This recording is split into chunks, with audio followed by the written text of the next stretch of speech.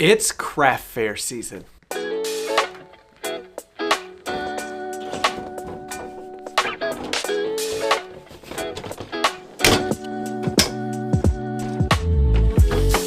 We have been getting a ton of questions about craft shows, craft fairs, farmers markets, all the shows. Everybody wants to know how to sell more stuff or do a better job at these art shows and craft shows, farmers markets, or whatever they're called. People ask us, what do you bring to a craft show? Should I pay more for access to electricity and a power outlet? Jenny and Davis, what should I build for a craft show? What's gonna sell best? Do I need a website? Do I need a sign? Do I need business cards?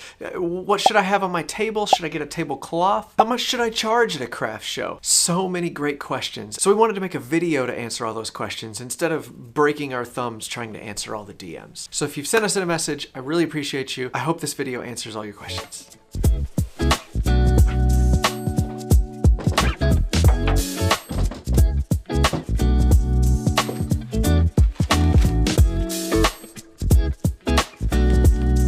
Asking these kinds of questions, you're not alone. You're actually in good company. Lately, the craft fair thread in our Discord server has been the most popular. It seems like everybody's trying to make up for lost time after missing the last few years and not being able to go out and see people. Even in the middle of this recession, people are still spending crazy amounts of money with makers at these craft shows. At least, that's what I've seen. I've spent a lot of time these last few weeks at shows and events trying to sell our charcuterie boards and our cutting boards as Christmas gifts. So many shows. And after 2 years doing a lot of these events, here is my go-to setup. I always have my little table with a really pretty tablecloth laid over the front.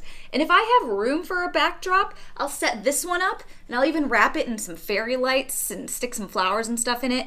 But if I don't have room, then I just do my table. And on my table, I make sure I have plenty of boards for people to see. I have a sunrise board, I have a sunset board, I have a charcuterie board, and I show the options for engravings on each one too. I have one with a wreath, I have one with a full name, and I even show people that I can engrave the back of the boards with their business's information. But one of the things that I never forget, and I never leave for a show without, is a packaging setup. Everybody always likes to see what these boards are packaged like. So I set up a little sample that still displays the board itself. I always pack a big stack of business cards to lay out and scatter a couple of decorations on the table. But I get it. A lot of you don't have setups like this, and you actually want to sell stuff at the show. Jenny tends to make most of her sales by following up with people that she meets at the show. So she'll set this booth up, and then she'll walk away and go meet people. And I understand that's a little bit different from what most of you are trying to do. So I want to introduce you to the king and queen of the craft show. The royal court of the farmers market. The prince and princess of the art show. All the way from Indiana, Abby and Joey Berry. These two have been killing it in their business. They just started in December and they've made so much money just doing farmers markets and craft shows. So yeah, we filed for our LLC back in December of last year. Well, I wanted to quit my job. Did you eventually get to the point, Abby, where you could decrease the amount of time you spent at your day job? Oh yeah, definitely. I was full-time, but I work about 2 days a week now. We first met Joey and Abby in the Stud Stack. That's our private Discord community for makers who run a business. And we've just been blown away with their progress and their success this year. I remember when we signed up for our first show and our first events, we were so nervous and scared. We had no idea what to do, what to bring, what to show people, like how to set up a booth. Probably a lot of the same questions that you're asking. And I really wish that we would have had someone to talk to who just finished their first year. Not someone who's super experienced, because I'm not at that level yet, but just someone who just finished their first year of doing shows successfully. That would have been such a valuable person to hear from. So today, that's what we're going to bring to you. When you signed up for your first show, were you nervous? Oh my gosh, we were so scared. Yeah.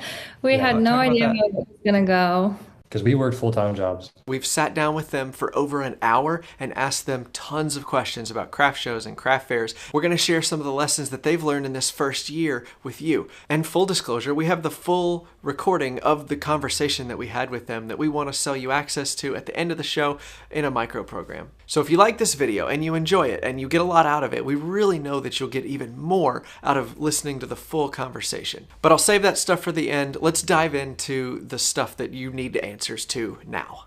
So what do I make for a craft fair? That's probably the biggest question we get, so we want to answer it first. We kind of have 4 ways to answer that question. The first answer is to make something at every price point. You want to have a product at $10, $30, $100, $500, and $1,000. You never know who's going to be at these shows, and you want to have something to fit every type of budget.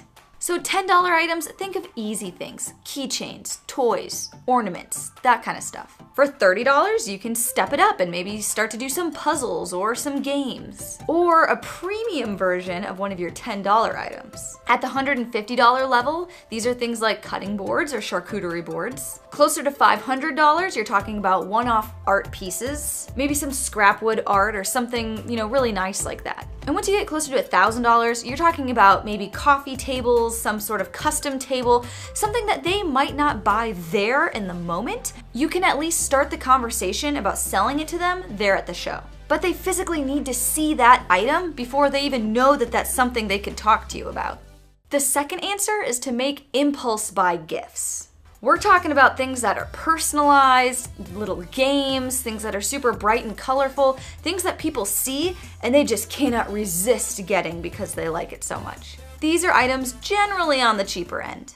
The third way to answer the question, what do I bring to a craft show, is make something tangent to another hobby or another interest. Sports are a really easy one. If you make a little golfing Christmas ornament or a little football plate, or if you make little signs that say sorry gone golfing or sorry gone fishing, like little trinkets and things like that do really, really well at craft shows. Especially if you could dial into the really rare hobbies that are only specific to your region. So for example, Jenny's family loves deer hunting in Wisconsin. So if you made some deer hunting ornaments or little signs, oh my gosh, the people in Wisconsin would eat that up. You also see this with state pride. So if you can do like the shape of your state or something, like in Texas, that would do really well. So hobby related things or interest based things. Again, keep it small and keep it cheap. These are things that the Stud Stack said do really well at craft shows.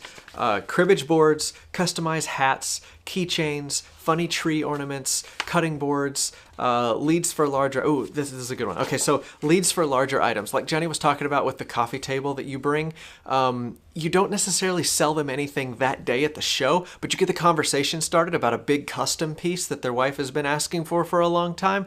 And man, you can really land the sale there if you do the groundwork at the craft show and start to talk to them and ask them questions about what it is that they're really dreaming of. What to make. So I highly recommend like farmers markets because that allows us to kind of try new products every week. We don't have to wait for like a month until like another event to try a new product. Like we get a little bit of a test every single Saturday. I, built some blanket ladders in our apartment and sold them. I had to make these like on our back deck. Didn't have a lot of space, didn't have a workshop or anything. Just had a circular saw and, an impact and a drill and that's it. So it seemed like an easy enough product to make with what I had. So just kind of made it work. Was there something that you didn't know if it was going to go so well and you ended up like selling out or it went better than expected? Probably be our best seller now would be our like leather patch hats. So we make these hats that they have a leather patch that we put in the center of them and then we make a design on the leather patch. The next question we've been getting recently on craft shows is how much stuff do I bring? Like how much inventory should I pack with me to take to the show? Brad, he's asking, when you make a new product, how many do you make it first so you know if you can judge how popular it's going to be? Oh, for us, that's a guess. Yeah, we just guess. I mean, like if I'm making a new magnet or something, I'll make like 10, 15 of them. I know they're not all probably going to sell at the first show, but over like the next 3 shows, I'm probably going to get pretty low on them.